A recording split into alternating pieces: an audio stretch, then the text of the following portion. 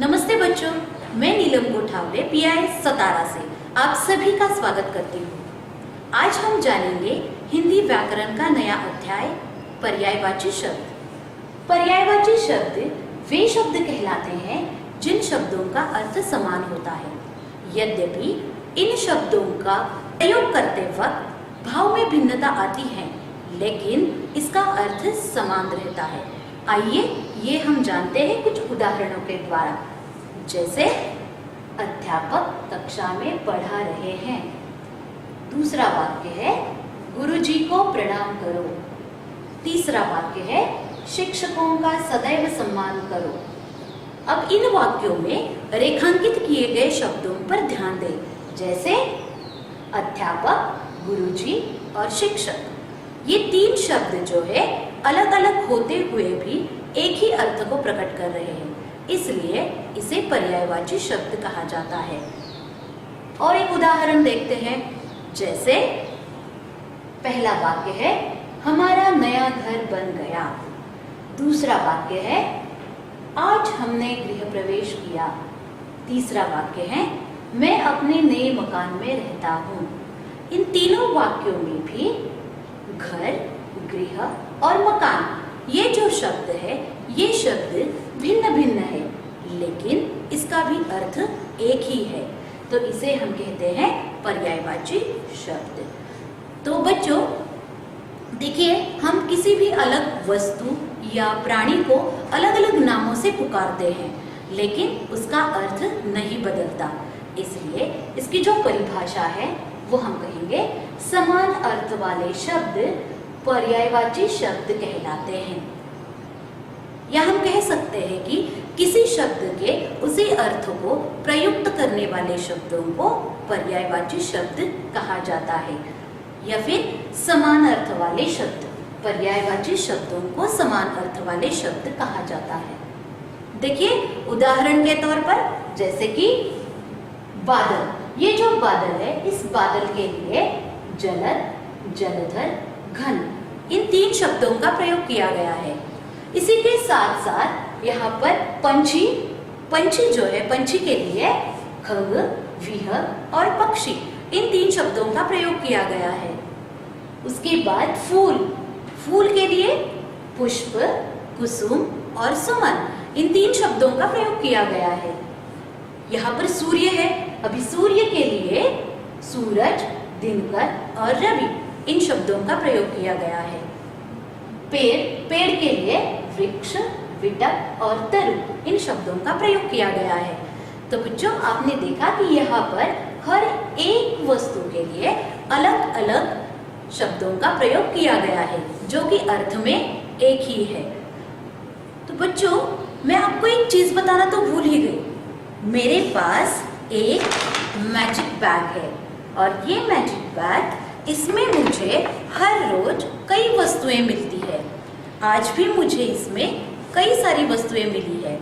चलो देखते हैं कि मुझे इसमें कौन कौन सी वस्तुएं मिली है, और साथ ही साथ में हम उनके पर्यायवाची शब्द भी देखेंगे।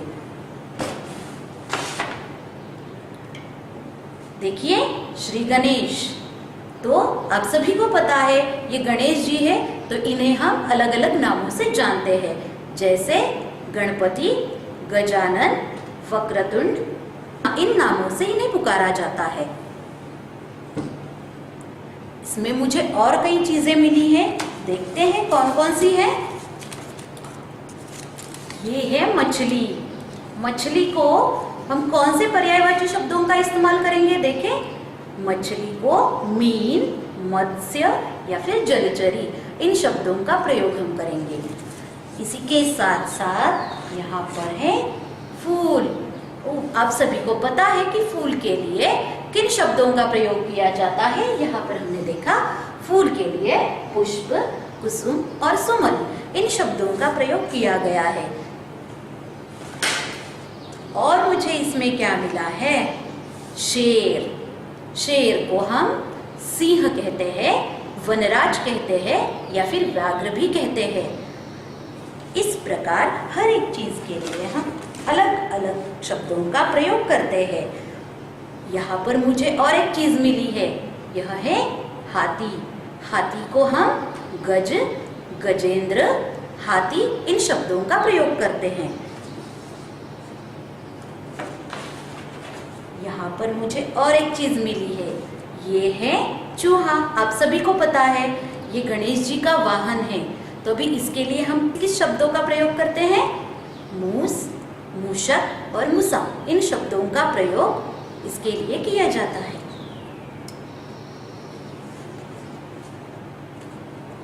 और एक चीज है इसमें, ये आप सभी को पता है, यह है झंडा।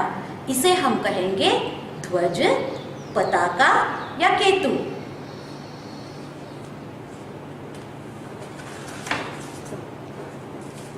ये है नाव, इसे हम कहेंगे, इसके पर्यायवाची शब्द हम जानेंगे। देखिए, नौका, तरी या तरणी। तो बच्चों, इस प्रकार हमने अलग अलग ये जो सारी चीजें, ये जो सारी वस्तुएं थी, इन वस्तुओं के पर्यायवाची शब्द हमने देखे। अब हमें और कई पर्यायवाची शब्द देखने हैं। उसमें भोजन, भोजन के लिए भोज्य, व्यंजन और खाद्य, इन शब्दों का प्रयोग किया गया है। पृथ्वी, पृथ्वी के लिए धरा, भू, वसुंधरा, इनका प्रयोग किया गया है। इसी के साथ साथ चंद्रमा, चंद्रमा के लिए देखिए इंदु, राकेश, शशि, इनका प्रयोग किया गया है। साथ ही साथ में हम इसे चांद भी कहते हैं। इसके बाद यह पहाड़। अब पहाड़ के लिए देखिए कौन से शब्दों का प्रयोग किया गया है? पर्वत, अचल, गिरि, इन शब्दों का प्रयोग किया गया है। उसके बाद है गाय। गाय के लिए गौ, धेनु, सुरभि, इनका प्रयोग किया गया है। अब हम गाय को गौ माता भी कहते हैं।